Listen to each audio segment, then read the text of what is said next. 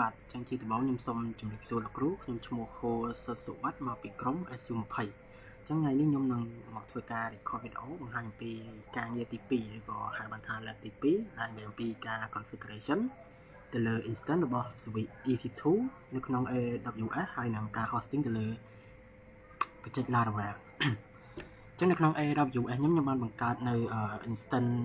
EC2 2ដែលទី1ខ្ញុំបានដាក់ឈ្មោះថា Switch instance ហើយនឹងទី2គឺ Switch DB server ដែលសម្រាប់ទុក database ចឹងនេះគឺជា instance ដែលខ្ញុំបង្កើតនៅក្នុង Switch EC2 បន្ទាប់មកនៅក្នុង security group ក៏ខ្ញុំបានថ្ងៃនេះខ្ញុំចុចលើវាមកនេះខ្ញុំបានបង្កើតនៅ allow នៅ SH HTTP ហើយនឹងបានដាក់ឲ្យវាជាដើម port rank និង protocol បាទអញ្ចឹងដោយសារlab មួយនេះខ្ញុំបានធ្វើការ configuration ហើយនេះគឺជាលទ្ធផលហើយនេះគឺជាខ្ញុំប្រើប្រាស់ទៅលើ PowerShell របស់ Windows ដើម្បីធ្វើការ remote នៅក្នុងការ config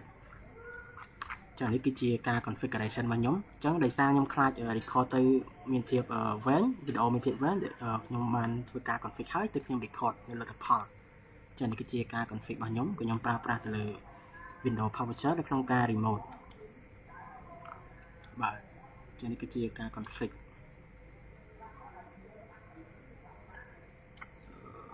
គ្រូបាទនេះគឺជាការ config របស់ខ្ញុំ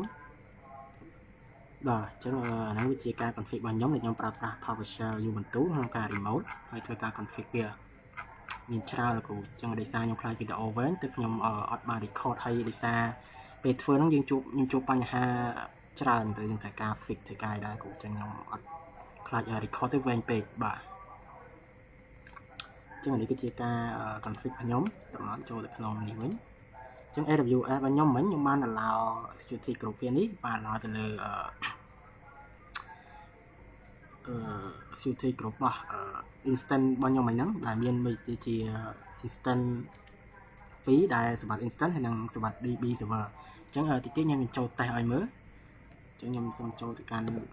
browser ដើម្បី test ទៅលើបាទអញ្ចឹងចូល browser មក test ទៅរបស់ខ្ញុំអញ្ចឹងមិញនេះខ្ញុំចេះទៅតាមខ្ញុំប្រើប្រាស់ទៅលើសម្រាប់ instance នេះដើម្បី hosting ទៅលើ Laravel បច្ចេករបស់ខ្ញុំអញ្ចឹងនេះគឺ IP មួយនេះ HTTP នេះបាទអញ្ចឹងខ្ញុំគ្រាន់ copy វាមកខ្ញុំចូលទៅកាន់អាចផាសចូលបានចុចមករបស់ខ្ញុំដោយសារខ្ញុំចង់ឲ្យវា secure ខ្ញុំប្រើប្រាស់ទៅលើ X នេះមួយនេះបាទអញ្ចឹងនេះគឺរបស់ខ្ញុំដែលជា Laravel បច្ចេករបស់ខ្ញុំដែលខ្ញុំប្រើប្រាស់ទៅលើ EC2 service នៅក្នុង AWS ក្នុងការ host បាទអញ្ចឹងកន្លែងនេះខ្ញុំនឹង log in ជា admin ឲ្យថា slash មក login ខ្ញុំបាយចូលមកកាន់ super ដូចជា super@admin.com ស្វែងចូលមក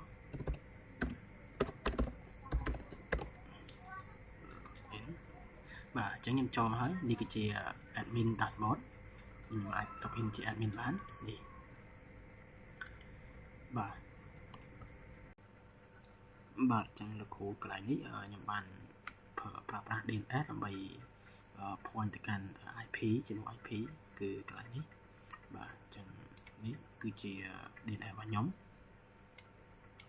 ប្រើប្រាស់ទៅលើ DNS មួយនេះដើម្បី host ទៅលើ Laravel បច្ចេកសម្រាប់ browser បាទអញ្ចឹងនេះគឺជា Laravel បច្ចេករបស់ខ្ញុំអញ្ចឹងចុងក្រោយសូមអរគុណលោកគ្រូសម្រាប់ការផ្ដល់ទៅលើការងារ lab ទី2នេះ